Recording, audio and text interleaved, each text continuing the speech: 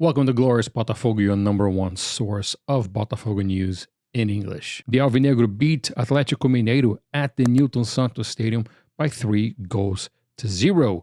Luis Henrique with a beautiful wonder long shot from outside the box in the 13th minute of the second half. Then Cuiabano with yet another long shot from outside the box in the 79th minute. And then Savarino returning from the Copa America after Venezuela got knocked out and scored what is probably the best goal of the night at the 94th minute at the dying end of the match and making it 3-0 for Botafogo. Perhaps one of the most important moments of the match happened in the 25th minute of the first half when Igor Rabelo, as the last defender, stopped Luis Henrique in what could have been a clear chance of goal, and that resulted in a red card for the Atlético Mineiro defender. If you don't remember, Igor Rabelo is a product of the Botafogo Academy, and he was negotiated with Atlético Mineiro a few years ago, probably back in 2018 or 2017. It was a while back. So it's been a while since Igor Rabelo was sold to Atlético Mineiro, and Rabelo is a Botafogo supporter, and this is the second time that Igor Rabelo has gotten a red card against Botafogo. So I don't know if he was trying to help or not, but we certainly appreciate it because, I mean, it wasn't just because of that. Botafogo was dominating most of the offensive actions of the match. Botafogo was superior the entire match. There was not a single moment in the match that Atlético Mineiro was superior. There was one chance by Hulk that hit the crossbar in a long on a free kick from way outside the box, but we all know the Hulk can score shots like that, and that was the closest Atlético Mineiro got to the goal of John. And that was really just about it. Damian Suarez had an important tackle inside the box that could have been a penalty. It's kind of shaky. But VAR did not give the penalty for Atlético Mineiro. Then not long after that, Cuiabano scored the second goal, which was really the goal to settle things, because there were a few times the Atlético Mineiro were trying to make something happen, and because of perhaps being tired, they could not manage to conclude the play. But there were a few things that I wanted to talk about. Let's start by the performance of Damian Suarez, which was, again, secure in the defense, winning tackles, positioning himself right, starting plays, making crosses, working well with Luis Henrique. Damian Suarez had a great match. Alexander Barbosa completely neutralized Hulk from the very beginning. If you watched the match, you could see that Barbosa was getting called fouls on, and every time those fouls were on, it was on Hulk. And before that, he was winning tackles versus Hulk without committing fouls. So Hulk was nullified by Alexander Barbosa. So if Atlético Mineiro has the Hulk, then Botafogo has the Hulk Buster, because, man, what a match by Barbosa. Cuiabano had a solid performance tonight that was crowned with a goal. Bastos also had a good match. He didn't compromise, but he did get a yellow card, and that card is going to keep him from the very next match. John was merely a bystander. He was watching most of the match. Danilo had a below average performance today. I thought that he missed some easy passes. He could have started a few counterattacks for Atlético Mineiro if it wasn't for them being a man down. They could have taken advantage of it. I'm not saying that they would have, but below average performance today by Danilo. Marlon Freitas was the usual Marlon Freitas. There was nothing that made him stand out very much, but there was nothing that he did that made him stand out in a negative way. So great all around.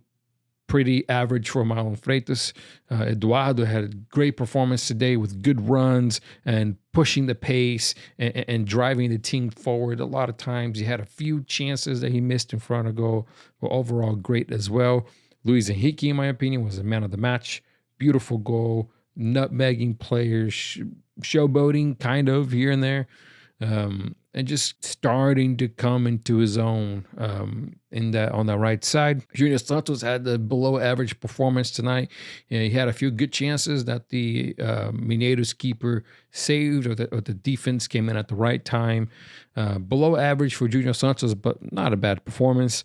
Chiquinho Suarez, once again, he's so good at playing the target man and distributing the balls. However, today he didn't do such a good job of doing the distributing and passes. He had a few good chances and a few good movements inside the box, but nothing really out of the ordinary, nothing really crazy in a positive way. Savarino came back from the Copa America, made himself available, went to the Newton Santos, played, and scored a goal against his former club. You cannot say anything negative about Savarino tonight. What a performance.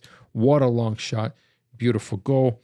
Cheche, Oscar Romero, Kawe, and Gregory also came on to aid the team. Due to the amount of time that they played on, they didn't make much of an impact. Oscar Romero had a few great passes that could have come to fruition, but Junior Santos missed one or two of those chances. But positive there from Oscar Romero. Botafogo returns Thursday, July 11th versus Vitória at the Barradão. The Alvinegro currently sits in second place, 1 point behind Flamengo, tied with Palmeiras on points, but ahead in goals scored, and also ahead of São Paulo and Bahia. They have 27 points each. Glorious Botafogo now has an official website.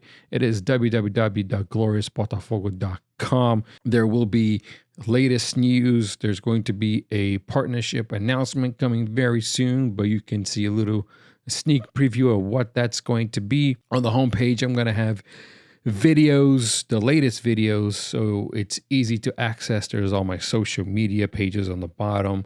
So it's just another way to look more professional and make the same what I envisioned it to be, which is really the number one source, the number one portal for Botafogo news in English. So I hope you guys enjoy that, and please visit the website and bring in some traffic, which is always nice.